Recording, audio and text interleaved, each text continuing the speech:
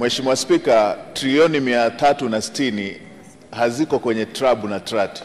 Ni kitu tofauti kabisa. Hazipo kwenye nini? Kwenye TRAB na TRAT. Ndio nini?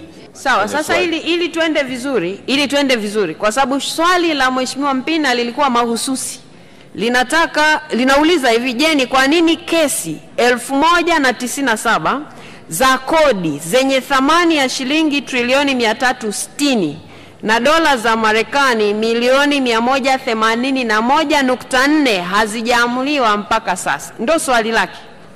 Jibu la serikali linazungumzia mashauri 854 na thamani trilioni 4.21, na pia dola za Kimarekani zinazotajwa hapa ni tofauti na alizoziuliza Mheshimiwa Mpina. Kwa hivyo ni dhahiri, ngoja nitoe fursa. Mimi natoa fursa hili swali likajibiwe yeye Mpina anavyotaka majibu. Yaani mjibuni kwa hizo bilioni na matrilioni aliyoyasema.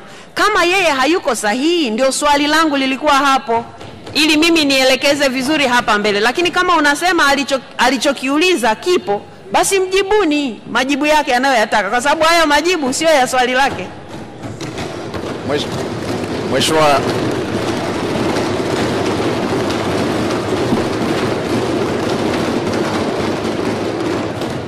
Mheshimiwa Bunge, Mheshimiwa Waziri labda sasa atakuwa ameelewa tofauti. Mheshimiwa Spika, trilioni 360 haziko kwenye TRAB na TRAT.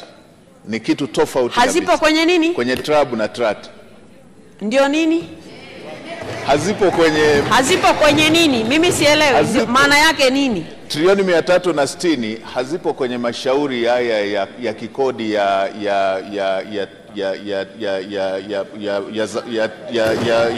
TRAB na TRAT.